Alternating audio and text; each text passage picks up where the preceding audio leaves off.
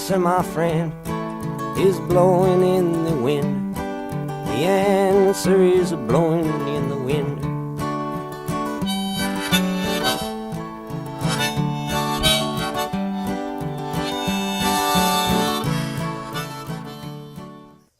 Hello, Bertie here, and welcome to MediaWhorz. Today we'll be looking at the first entry in the Uwe Bowl, and the directorial teabagging that I've chosen to spotlight is M. Night Shyamalan's 2010 film, The Last Airbender, which is supposedly based on the popular Nickelodeon children's television series called Avatar: The Last Airbender.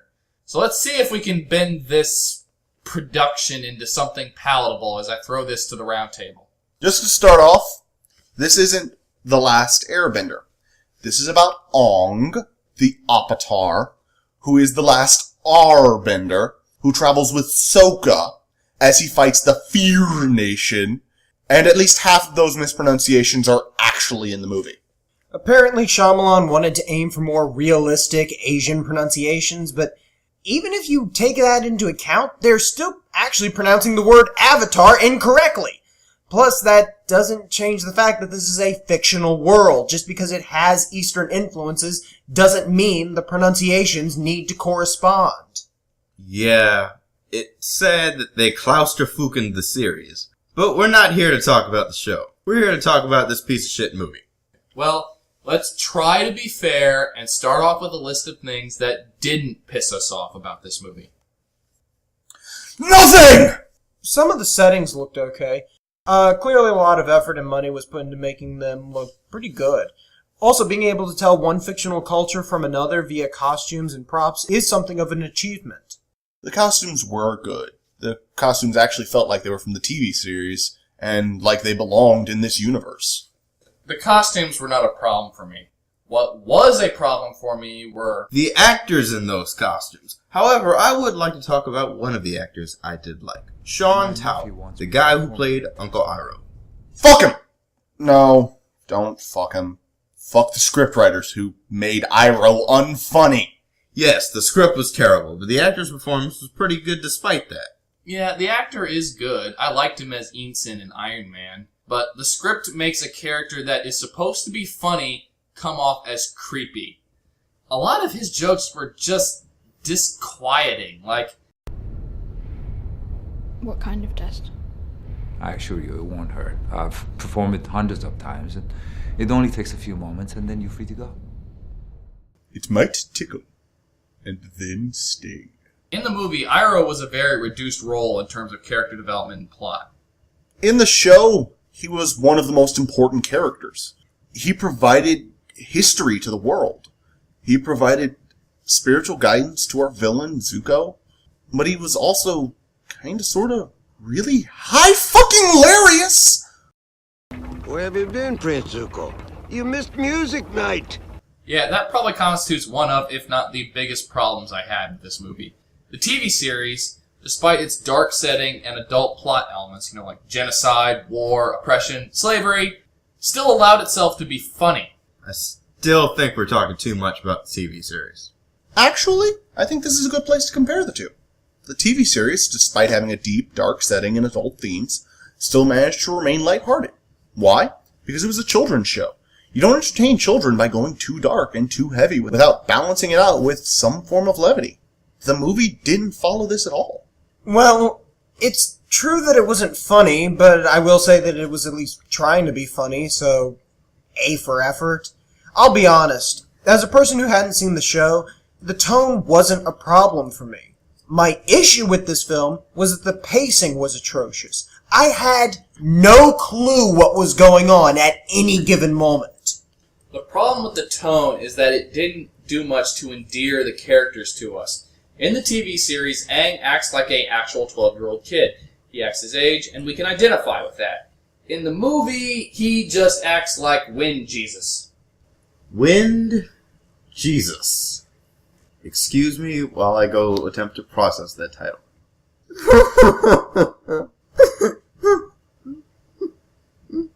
I actually don't want to be too hard on a child actor. He wasn't that bad. I'll admit that his scenes were stale, and he didn't really know how to act off others, but that's not really something I'd hold against him. His face just made him look forever constipated. To be fair, the actor playing Aang was one of the better actors in this movie. He was much better than the actor and actress that played Sokka and Katara. In terms of the first season, Katara was one of my favorite characters because she had a definite character arc and showed signs of growth. She was mature and smart, but could have lapses in judgment and be funny. And, most importantly, she constantly showed evidence of improvement as a waterbender throughout the first season. So that by the end of the season, you can believe that she would be competent enough to fight Zuko as well as she does. In this shit, she does fuck all to improve throughout the movie, and then just does a little magic dance and pulls a win out of the movie's ass. Bending can be a form of dance, but it's still ultimately a martial art. Here it's equivalent to ballet. Wait, I actually have a list of the various dance types. Earthbending is equivalent to stomp the yard. I shit you not. Waterbending is interpretive dance. Airbending is apparently the Macarena. And firebending is ballet, although that I was okay with. Since we're talking about how retarded the bending looks, we should talk about the effects. I really don't understand what went wrong here. The film has a $150 million budget, and the effects looked like shit. The waterbending did not look like water. It looked like dog drool. To be fair, water is one of the hardest things to computer generate, and we are talking about rather unnatural forms for it to take. But that doesn't explain why the earthbending looked as bad as it did. How do you fuck up a mound of dirt? But screw it. Let's talk about the plot. Something went horribly wrong with the plotting in this movie. The source material constituted roughly 7 hours of plot progression and character development. The movie is only 90 minutes long, and yet it still feels padded and has these huge montage sequences where nothing really happens other than Katara putting up wanted posters of Aang because she's stupid that way? The movie is so compact because it just skips huge portions of the plot. I'm going to talk about one of my favorite episodes from the show that was translated to the movie and pissed me off. The gang meet an earthbender who gets captured and brought to an offshore oil rig, which serves as a prison because most earthbenders can't bend metal.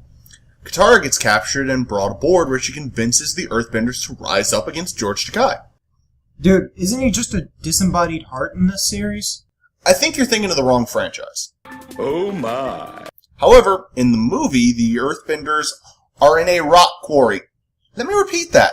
The earthbenders were imprisoned in a rock quarry! You are made of stupid. I'm just going to let that sink in. All they have to do in the movie is have Aang say, "Earthbenders, you have power!" Oh, right. Thanks, kid. So you're saying my plan to imprison the Human Torch in a prison made out of dynamite could be flawed? Okay, this is a good example of an element of just about every problem I have with this movie. It's a bad adaptation. Most of the time, I really don't mind adaptations, but this one is shit because it makes every established character seem like a fucking moron. Shyamalan expects us to believe that the entire Earth Kingdom, a group regarded as some of the toughest and most stubborn warriors on the planet, surrendered to the Fire Nation without a fight in a land war. I see a slight problem with Shyamalan's logic here. To be fair, that might be partially because the Earthbender's powers in the movie are extremely inconsistent. I mean, it takes 6 guys crumping their way across the battlefield to lift one rock and throw it at one guy. I threw a rock at him. Jimmy's brick is more effective than the earthbending in this movie. Really? We're back to the frickin' brick jokes?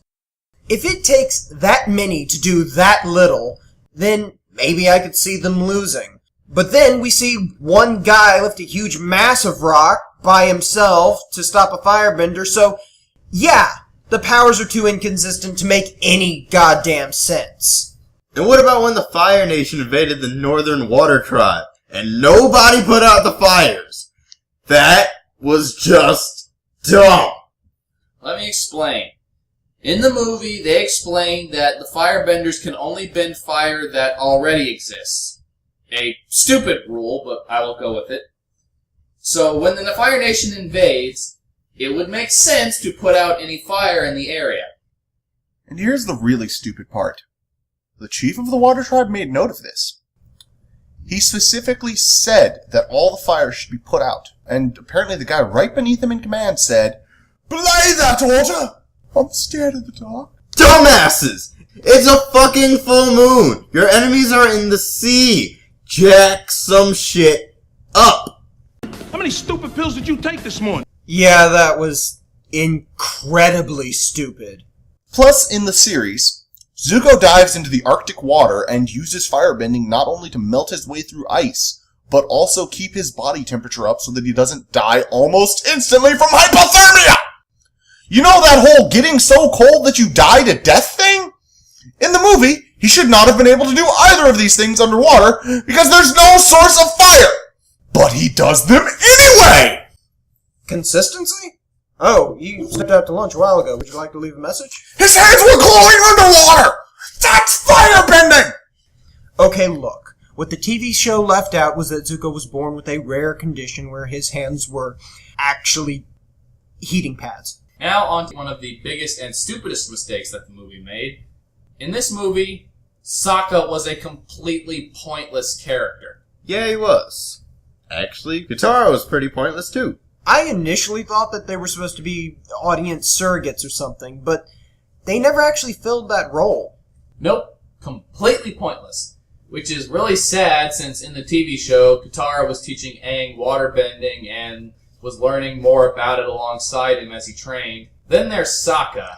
He was funny. In the series, he was funny and smart and useful. Here, he's just a whiny douche and completely pointless. To be fair, I didn't really understand the point of a lot of things that happened in the movie. I understood most of what happened at the beginning and towards the end, but I had no idea what was going on throughout the middle of this film. Like, there was an entire scene where Aang got captured and then was saved by someone from the Fire Nation. Why? How? I have no fucking clue. That was Zuko that saved him, and the reason you're asking these questions is because the movie completely clusterfucked the sequence of events that led up to that. I didn't understand his motivations for doing it. He freed Aang, and then just turned around and wanted to capture him again. Why? Did the film ever explain that?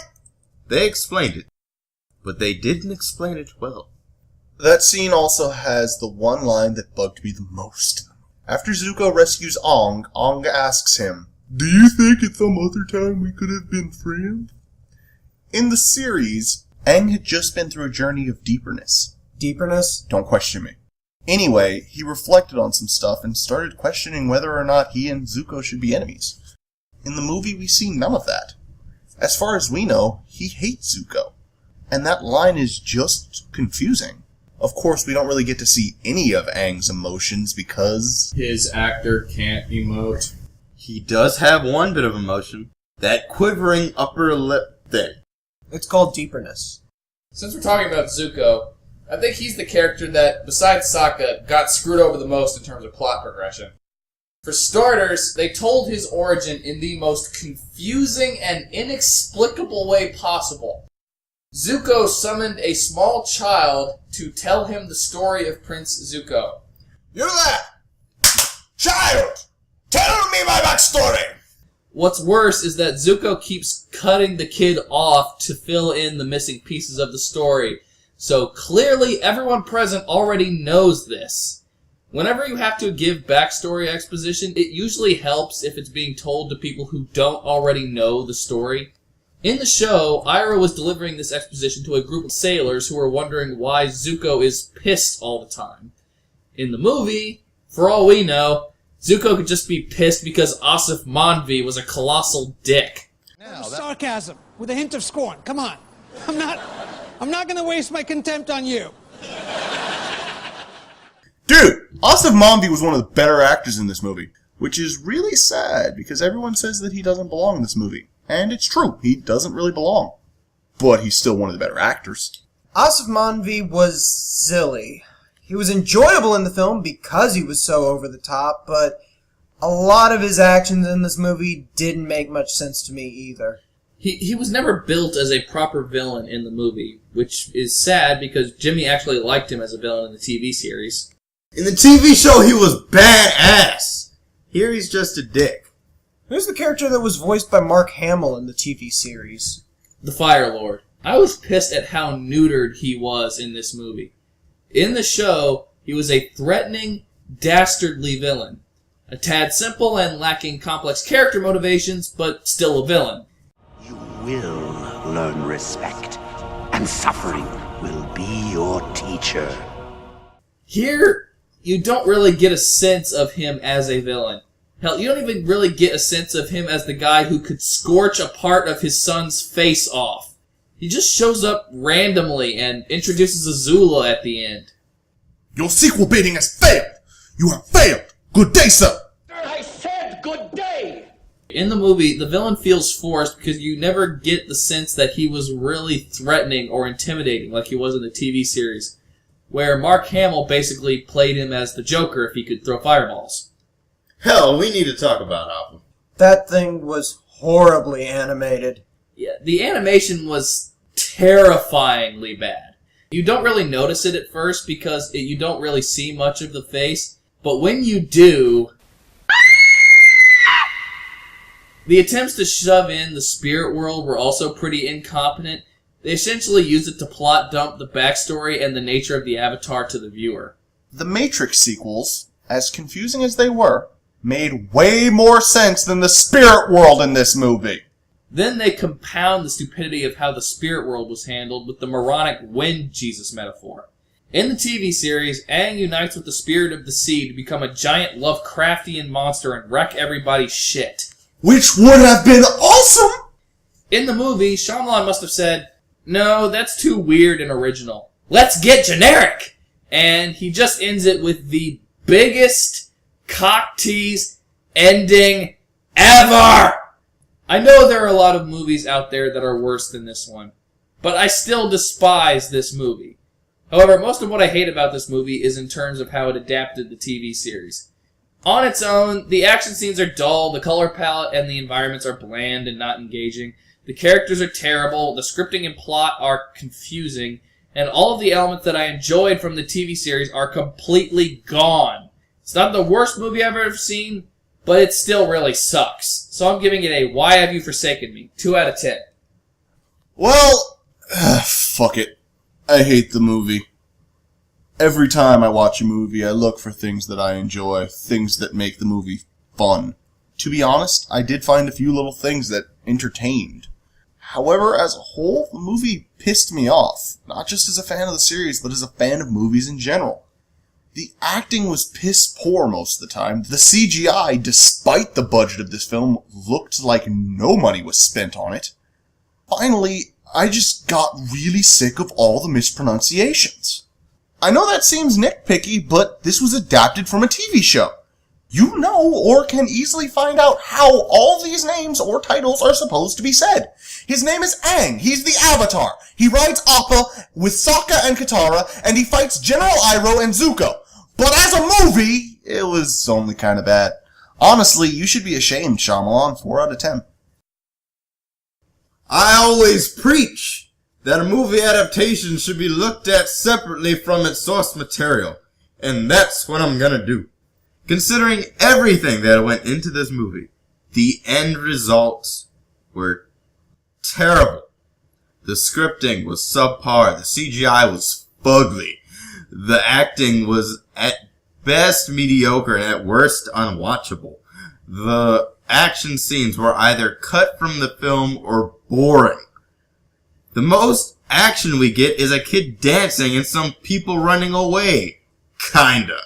The climax, and I use that term loosely, was a cock tease, as my associate called it. The point is that when I have to look this hard to find something good about a movie, you've screwed up. Terribly. Shyamalan. You're better than this. I know you've made better movies, but this was terrible. You should be ashamed. Try again. 4 out of 10. Shyamalan has definitely used up whatever goodwill he had with me. And keep in mind that he directed one of my favorite films. And it's probably not the one you're thinking of. I'm not even sure this is Shyamalan's worst film, but it is bad. Conveniently, while the others were wrapping up, I watched the show. It occurs to me now that the film was trying to use its middle section to adapt some of the fan-favorite episodes, like the Earthbender Prison and the Blue Spirit, despite the fact that they aren't really necessary. And because they aren't developed properly, these elements are just going to piss off fans and leave everyone else confused. That's actually the main reason I didn't know what was going on throughout the middle of this film. There was also no sense of characterization, and the powers felt, well, underpowered, but ultimately it's also not god-awful. It's just a you should be ashamed from me. 4 out of 10. Well, with 3 you should be ashamed ratings and 1 why have you forsaken me, the MediaWhorz consensus is you should be ashamed. So now that this adaptation is finished, let's ask the real Avatar what he thinks. I don't think he approves. See you next time. Little soldier boy, come marching home. Brave soldier boy comes marching home.